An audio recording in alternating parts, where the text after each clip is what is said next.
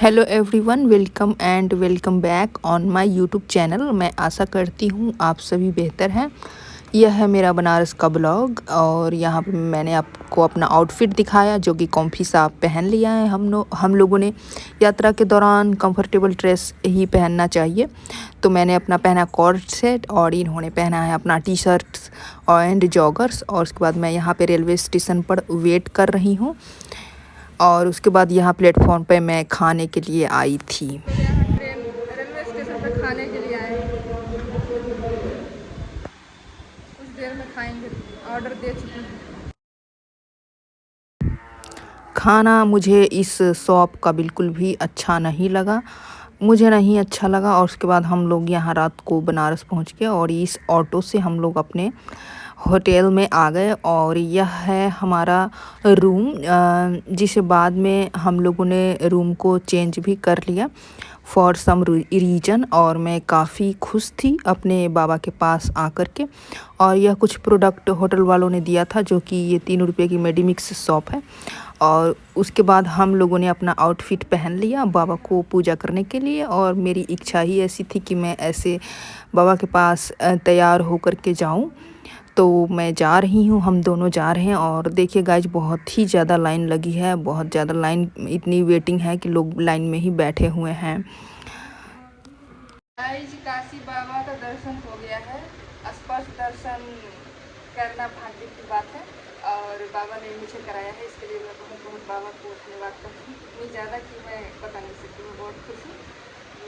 मैं बहुत डाउट में थी कि बाबा मुझे पसंद करते हैं या नहीं, प्यार करते हैं या नहीं, स्पर्श कराएंगे या नहीं, लेकिन उन्होंने ऐसा किया तो ये मेरे लिए बहुत बहुत बड़ी बात है। स्पर्श दर्शन होने के बाद हम लोग यहाँ चाय बिस्किट लेने लगे। और शाम को बाहर जाने के लिए ये मेरे हस्बैंड का आउटफिट और उसके बाद यह है मेरा आउटफिट। और उसके बाद हम लोग जाने से पहले रूम को एक्सचेंज किए थे। So guys, we have changed our room. So this is the room.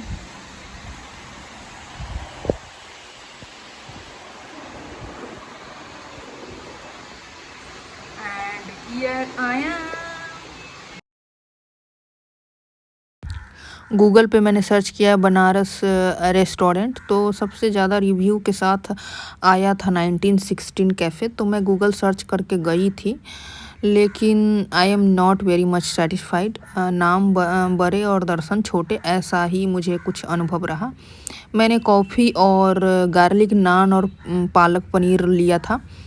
मैंने सोचा कि नाम बड़ा है तो भैया दर्शन भी बड़ा होगा। खाने भूख लगी थी, रात भर ट्रेन में आई थी और मतलब पूजा भी की थी। सुबह सोई भी नहीं थी परफेक्ट। हम लोग का स्लीपिंग टाइम भी डिस्टर्ब हो गया था। तो मैंने सोचा अच्छा खाना खाऊंगी, इसलिए अच्छे जगह पे जाती हूँ। But food was not so good. मैं आपको आगे बताऊंगी, मुझे अच्छे खाने भी प्राप्त हुए। और यह है गोदोलिया चौराहा, जो कि काफ़ी आप लोग जानते ही होंगे, गाने के माध्यम से यह फेमस है, गाने के माध्यम से मैंने सुना है। और उसके बाद हम लोग ऐसे ही एक्सप्लोर कर रहे थे, तो यहाँ पर भी हम लोग आए देखने के लिए। आ रहा था तो हम लोग आ गए। हम सोचे अंदर में होगा बट ये बंद हो चुकी है। कोई बात नहीं। और उसके बाद हम लोगों ने बाहर में एक लस्सी वाले की दुकान से लस्सी पिया और यह लस्सी 50 रुपये की आई थी। और हम लोग जो फेमस ब्लू लस्सी शॉप है वहाँ पर भी गए थे। उसकी रिव्यू जब वीडियोज में आगे आएगा तो मैं बताऊँगी। और उसके बाद यहाँ हम लोगों ने यह चंदन लगवाया, जो कि काफ़ी खुशबू दे रहा था। मुझे लगता है कि स्पेशल ओरिजिनल चंदन होगा। और ये है विश्वनाथ द्वार, और यह शायद हमेशा ही बंद रहता। मुझे लगता है कि जो भी बड़े नेता हैं, राजनेता लाइक नरेंद्र मोदी लोग और योगी आदित्यनाथ, और जो भी मुझे लगते हैं वीआईपी गेस्ट हैं, उनके लिए यह एंट्री गेट है। बिकॉज जो कॉरिडोर का निर्माण है उन्हीं लोगों ने करवाए हुए हैं। और यह गाइज हम लोग काल भैरव में पूजा हो गया। और ये मैंने फूल को इस तरीके से क्राउन बना लिया। और ये है संतानेश्वर महादेव। उसके बाद ये है कुछ सड़कें बनारस की, जहाँ पे चारों तरफ आपको महादेव की ही वाइब आएंगी। ये देखिए त्रिशूल। और उसके बाद हम लोग गए दशाश्वमेध घाट आरती देखने के लिए, बट इतनी ज़्यादा क्राउड थी। और जो सीज़न चल रहा है सावन और भादो, तो सावन भादो में तो बारिश होती ही है, जिस वजह से गंगा नदी में बहुत ही ज़्यादा उफान आ गया था। और मैंने सोचा कि मैं बोट राइडिंग भी करूँगी और मैं बहुत अच्छे रील्स बनाऊँगी, वीडियोज़ वगैरह बनाऊँगी। But because of the due to heavy raining मुझे ऐसा नहीं करने को प्राप्त हुआ, क्योंकि वो गवर्नमेंट ने बंद कर दिया है बोट संचालन। तो यहाँ पे जब बहुत सारी घाटें डूब गई थी तो लोग ऐसे वैसे ही आरती को एंजॉय कर रहे थे। आरती छत पे हो रही थी और ये है फेमस काशी चाट भंडार, जहाँ पे काफ़ी क्राउड होती है। तो मैंने इनको बोला कि हम लोग भी ट्राई करेंगे वायरल फूड कैफ़े व्हाटएवर जो भी है बनारस का। तो जो वही टमाटर चाट फेमस है, तो इन्होंने टमाटर चाट ले कर के आए। तो देखने में तो काफ़ी ऑयली लग रहा है, फास्ट फूड है, और I am not so much fond of fast food. खूब हम लोग बनारस घूमे हैं गाइज, और यहाँ में गाइज ये है तो ये ड्रिंक, ये और कुछ नहीं, दिस ड्रिंक लिम्का। तो बताइए कैसा रहा आपका बनारस का पहला दिन? अच्छा, कितना अच्छा?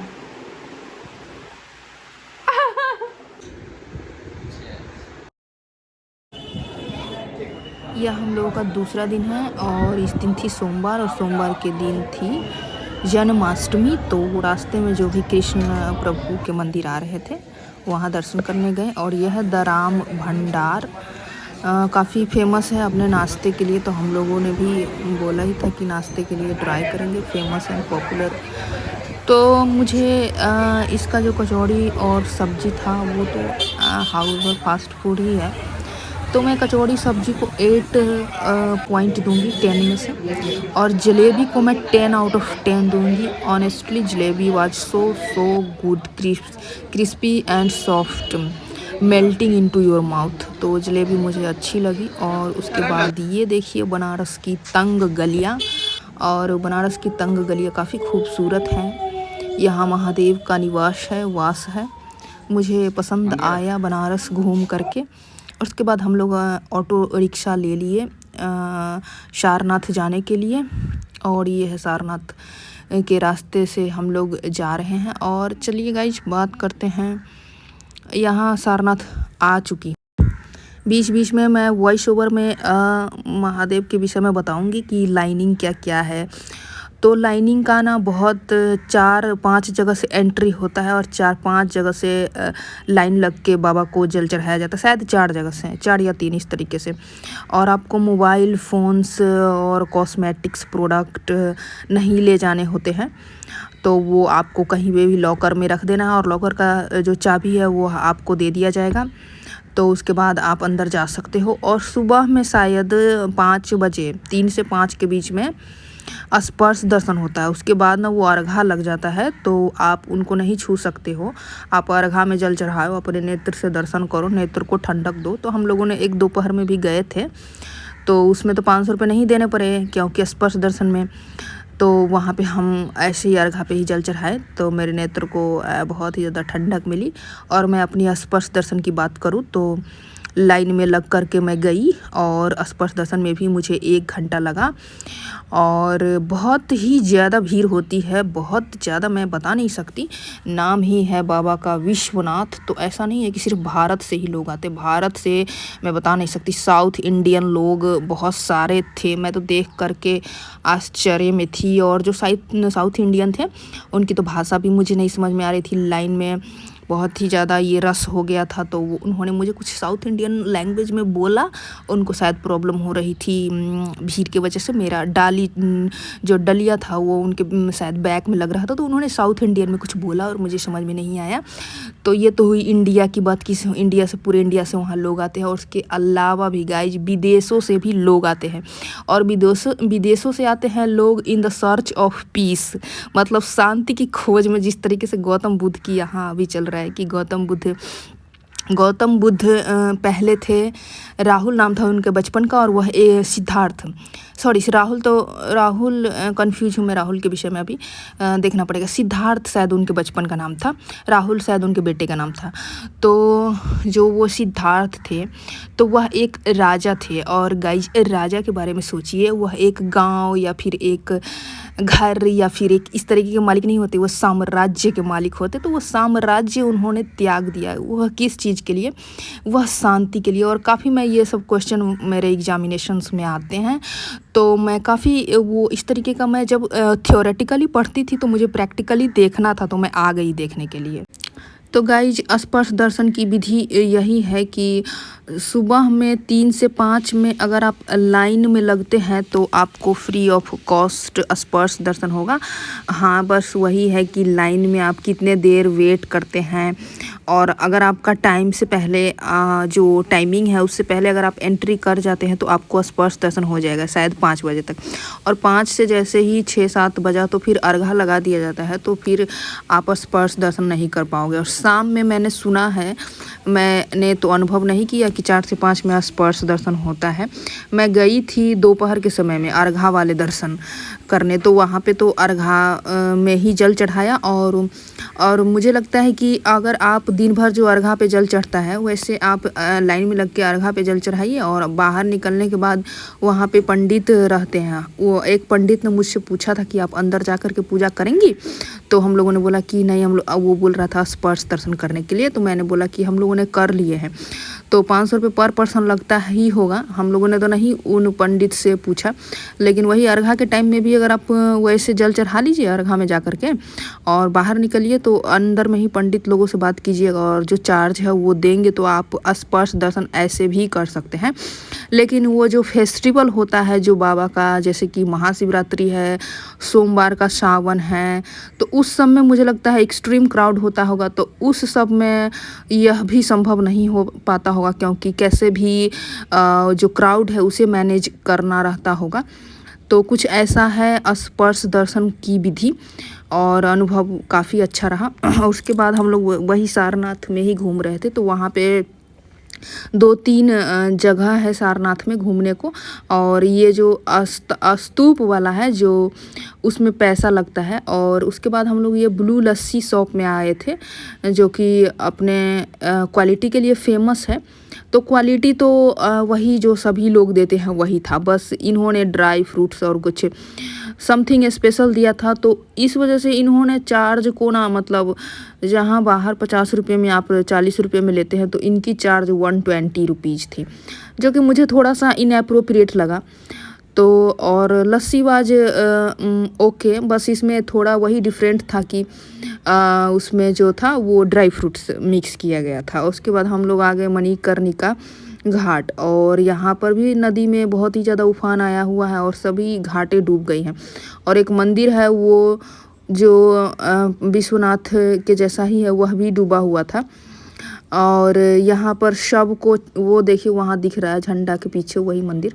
और यहाँ सब को छत पर जलाया जा रहा है, क्योंकि जो जलाने का जो वो सब है, वो सब मतलब ऐसे नदी का जल स्तर जब बढ़ेगा तो कैसे जलेगा, तो इसलिए शायद छत पे जलाया जाता है।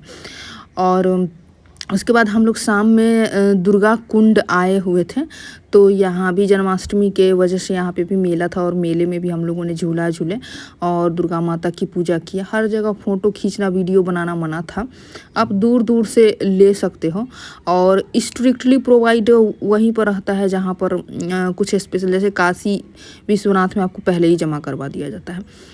और ये है तुलसी मानस मंदिर, तो यहाँ हम लोग आए थे, और इसमें राम दरबार था, और जैसा कि मैंने बताया जन्माष्टमी था तो भीड़ था। उसके बाद हम लोग आए त्रिदेव मंदिर, तो यहाँ पे वही तीनों देवताओं थे।